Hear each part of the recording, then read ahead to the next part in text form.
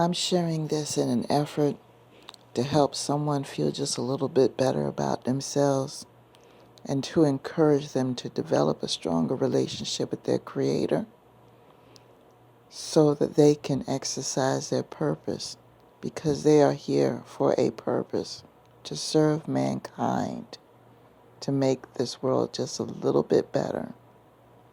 I'm going to tell you a little bit of story time in regards to my experience in hopes that it will help someone today. Good morning, everyone. Super early in the morning. It's my super early work day.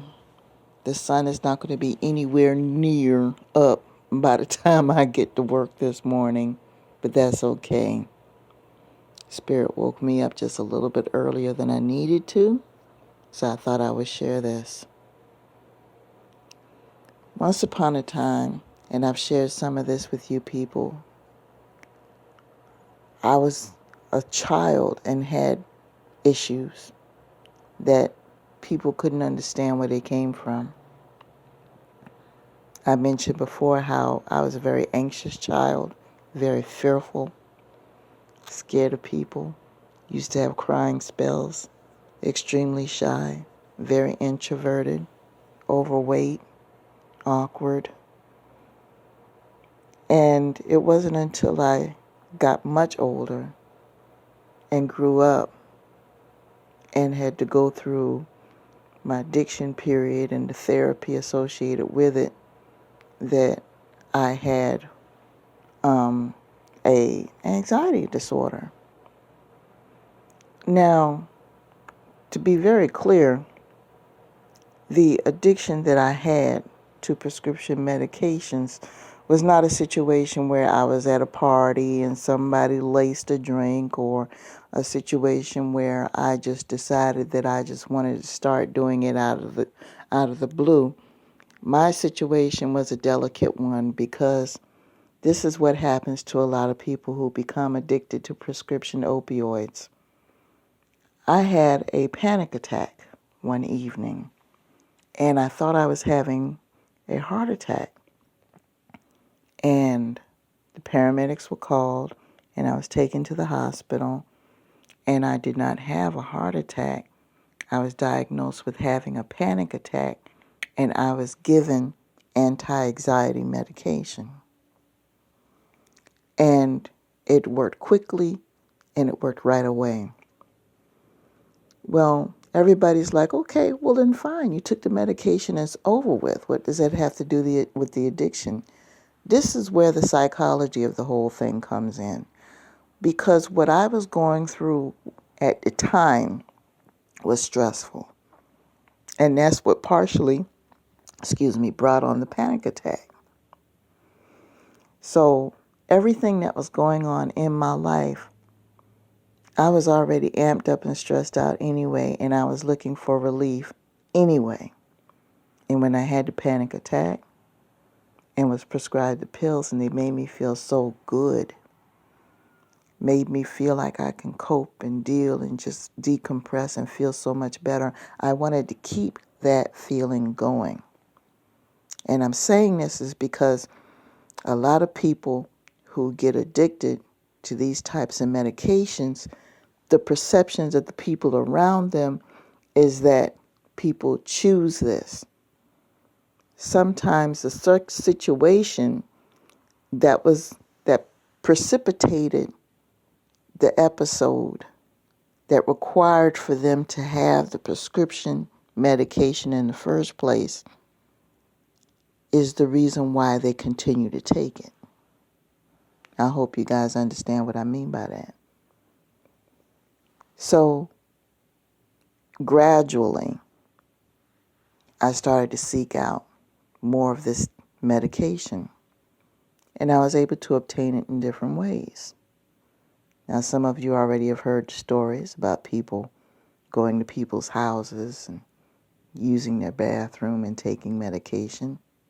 Been there, done that. You've heard stories about people buying unused medications off of other people who are supposed to be prescribed medications, but for some reason They feel they don't want to take it anymore or don't need to take it anymore. I was one of those people. And then eventually, when those options run out or it's not enough, you eventually go to black market, aka the streets. And believe you me, there is a market for people out on the streets to actually get hold of what you need. And I was one of those people. And this went on for 15 years. That's it in a nutshell, people. I'm not going to get into episodes about when this happened and when that happened during that time.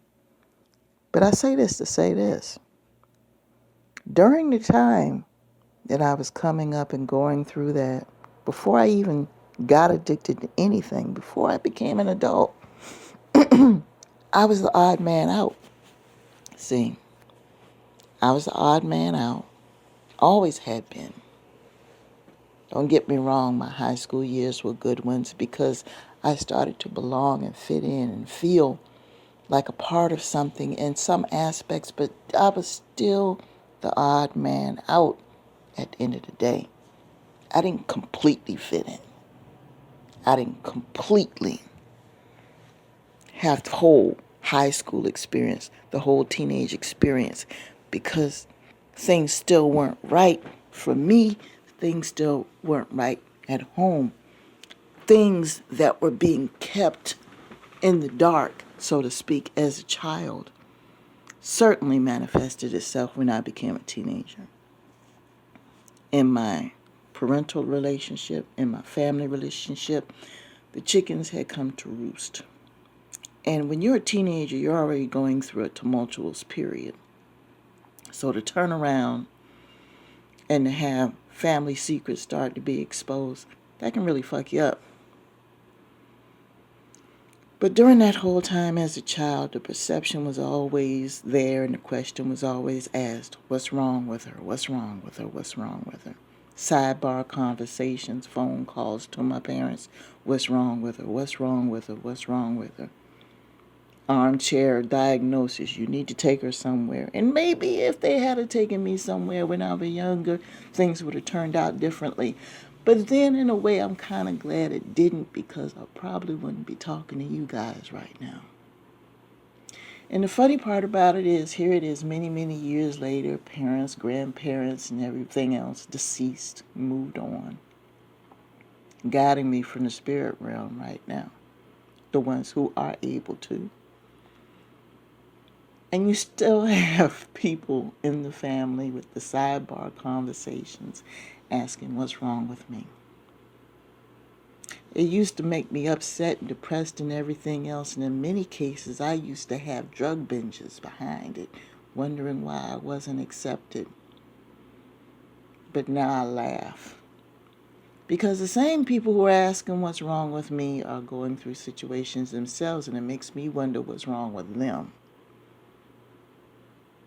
See? So if you're one of these people that's in the family and people say, oh, what's wrong with you? What's wrong with you? Just sit back and wait and watch the show. Because usually the ones who have said that and made you feel bad and didn't do anything to try to help you or anything else, you were just a source of entertainment, a source of conversation, the source of a phone call, so to speak. These people are going through something now too. Or they could be not going through anything at all. They're just foolish enough to actually forget. They have not even come to terms with the fact that they're just behaving in a way that is not in alignment with their so-called image. They're hypocritical. And they're okay with that. Just to think back in the day you wanted to be a part of this group. Just to think back in the day you wanted to be approved by these people. You wanted to be accepted by these people. And now you're looking and you're seeing what these people are really about. There was nothing wrong with you. It wasn't meant for you to be associated with these people. See? So with that being said, I'm going to go ahead and let you guys go on that. I'm dropping the mic right now, purposefully. Hopefully letting someone think, letting someone who feels a little bit rejected, who thinks there's something wrong with them, when actuality is not. You are supposed to be set apart, and for good reason. So with that being said, I'm going to let you guys go. Peace.